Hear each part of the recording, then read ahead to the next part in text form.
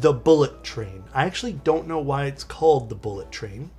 It's the Bullet Train by Canning Keys. It is a low profile. They're calling it a 40-ish% layout. It's going to start at about 170. Low profile, 40-ish wireless custom or wired, depending on which one you want to go with. I think there's also a wired option. Yeah, just wired hot swap. With a 12.7U wide Vanagon, is that how you pronounce it, layout? So it's a smallish keyboard. I am happy they're doing like a whole bunch of stuff. Actually, before we get too far here, here is the black, the green, so dark green, lilac, the pink. I gotta admit, dude, the pink hits with this board. And the silver. I think if I had to pick a color, I'd pick pink on this. I just think it looks good. There's also split keyboard, so split space bars on the plate, as well as a big space bar. But yeah, there you got the space bar options, and then we have a wireless and wired hot swap. So it's 170 for the wired, 200 for the wireless. Here's the other thing that we were looking at before stream. They're having a bunch of add-ons and accessories. So technically, you can just order everything here without having to worry about, I guess, shopping on another website. Like if you wanted some silent reds, brown switches, silent brown switches, you can order them here, as well as we have PFF Verdant Retro, as well as PFF WOB. So not bad prices for all this stuff. I feel like you can probably kit yourself out for maybe under $300 for the whole entire project. Pretty nice, can't complain. And I think they're offering sleeves again. I wish everything had photos. I don't think the sleeves do, but I think the sleeve is kind of like what we saw last time, which is really cute, which was on that other 40% board that we saw. So pretty fun, pretty fun. A lot better choices for caps compared to the Agar Mini. Yet Canning Keys really nailed it with this. So we have, well, I mean, we'll go through the visuals of the keyboard later. But yeah, we have some pretty fun stuff here. Looks good with PFF WOB. Looks good with Verdant Retro. I hope we got Retro to look at today. I think I see some sort of beige keycap set. I don't know, the box kind of exploded in transit. And then this is the layout of the board. So a lot like the, what was it, the HK40 that we built recently? A lot like that. I really like the number 1 to 6 on these 40% boards, 40-ish. I really like this layout. I can get behind this, mainly because this makes a great little gaming keyboard. This should be the perfect companion, and I think this layout kind of has me in a chokehold. I don't even mind the Canning Keys logo, but we'll go over all the stuff here. Let's go over everything. Here's a little casing. Ooh, okay, this is the lilac. I will say, Canning Keys lilac and stuff is always pretty. Look how slim this board is. Actually, I don't... Oh, there it is. I was going to say, where's the logo? I don't think the logo is that intrusive. You know what? I would even say the logo is kind of nicely placed on the back. I'm fine with the logo there. Dude, it's small, right? Compared to a 60%? Look at this. So other than that, it's pretty like logo-less. Like you don't have to worry about that. Interesting way they did the feet here. You got like a little keychain area, which is fun. You can slip something through there if you really feel like the need to. But just look how thin everything is. Clip it to my carabiner, take it to work. Yeah. Here's all our parts for the inside here. So we have the Fly Daughter board, which, you know, I have my own thoughts on, but I think they're stabbed in here too. Perfect.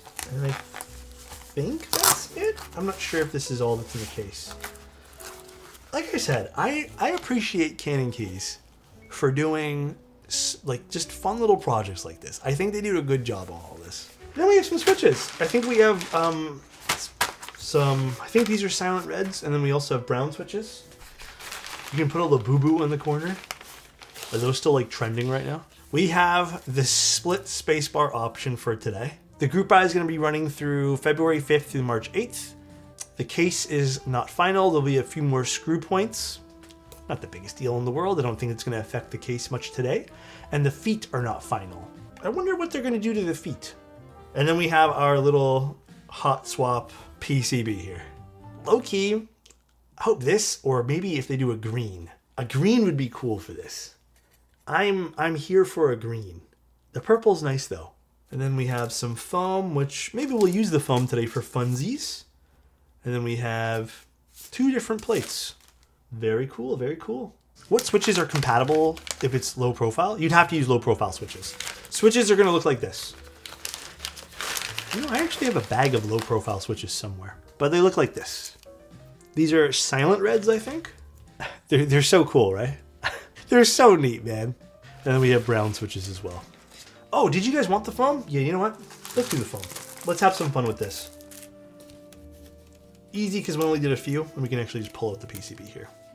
All right, let's open this bad boy up. Like I said, I don't think today was going to be a crazy long one today, but... So, I will say, here's where this makes a little bit of sense. Normally, I will tell you guys I am not the biggest fan of Molex connectors, but it makes sense on this board today. It makes sense because we need something low profile. We need something maybe as flush as we possibly can get. Ribbon cable probably would be the better solution for longevity here, but this is where this makes sense. I don't think Pogo can get this thin. So we have these small little Molex connectors here that would just attach inwards. Okay, and I need gaskets, right? Interesting. You know what this is probably going to remind me of a little bit? Kind of like a stack mount. Also, Upas, I think I speak for a few people here. Not everyone. This is a cool project. So we can just kind of slide this into this. Screw this back in, and then we can put some of those beautiful keycaps on. I think if I had to pick, I'd pick the pink one. I don't really have any criticism for this, by the way, guys. By the way, we're not keeping this at all. This is just us looking at the board today. Come on. Does that not look so cute? And then, Upas, am I correct in thinking these are feet? Like riser feet or something? I don't exactly know how to put these things on. Is it just like sit in the side to rise the keyboard up? Or raise the keyboard? No, rise the keyboard up. Like that? That is so smart too. I love that. The back? Oh. I guess you could put them on the side too, right? I don't think it really matters. Kind of, you know what? I kind of like it aesthetically on the side a little bit more. That is such a cool idea. I like that a lot. Dude, that's such a good idea. All right, let's put in some keycaps here. Now, unfortunately, the keycaps got a little bit, they didn't make it through transit. Yeah, I you know what's funny? We'll show off the screen here again. I actually think that these two sets, the ones that are being kind of offered alongside the release, are way better. Not that I'm hating this set at all, but dude, for like what, $28 and $30 for WOB, how can you go wrong? I mean, dude, it is nice compared to the 65. Look how small this is compared to it, to a 65. And I would say that the Ori is not like a huge board either. And again, I really like this because you get the opportunity. I think gaming on this would be sick. Although I don't know about, I haven't gamed on a low profile in a long time, but you get your 1 to 6 at the very least, unless you need more, obviously, then yeah, it becomes a bit of a problem, but it's super thin too. Like, look at this. In comparison to the Ori. So nice. Should we see how this sounds? Although, again, I am not expecting a world of sound out of this, but curious nonetheless. We put in the KS33 brown switches here.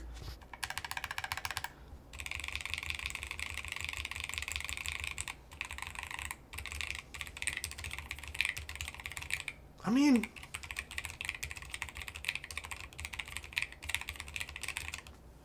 honestly, it's still not bad.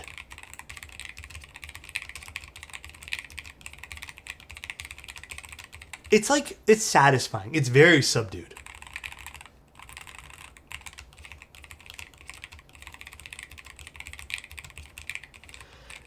You can see the gasket performance. I'm pretty sure you guys can see it from the side cam. It has a bit of a bounce to it. It's pleasantly soft to type on despite being low profile.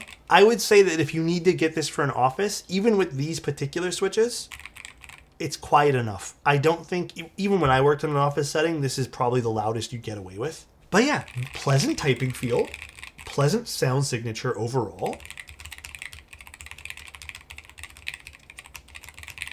I would use different keycaps on this. This is throwing me off a little bit keycap wise, but very easy to mod these stabilizers, by the way. These low profile stabs. Very easy to mod. I don't even think we need to tune these at all. The only thing that would make this board better is a big old screen on the... No, I'm joking. No screens, please. This is nice. Very fun.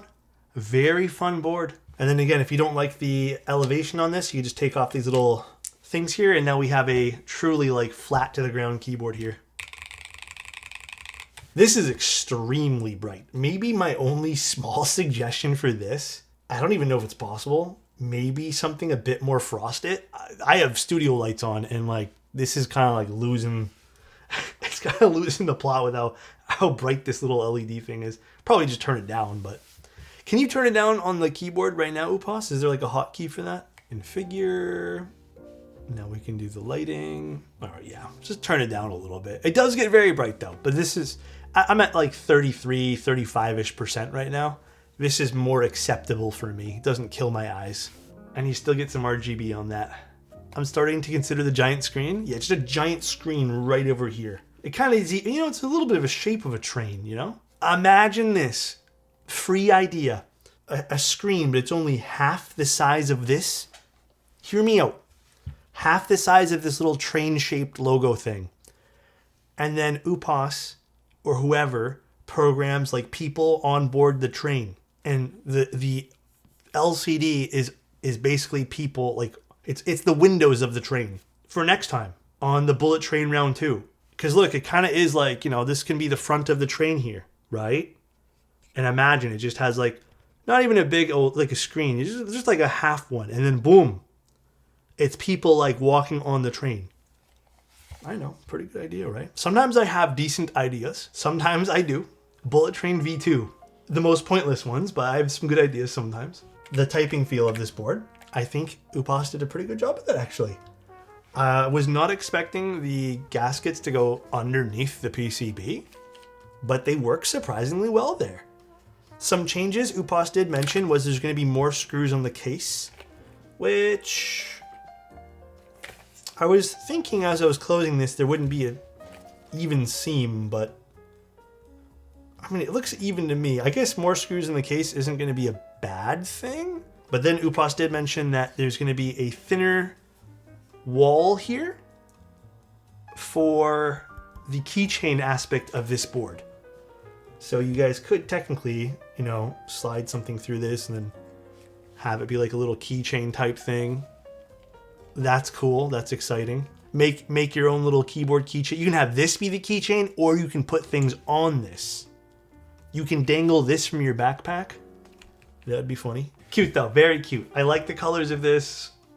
It's a neat little project. So it kind of matches that shape perfectly, huh? Good night, everybody. Love ya.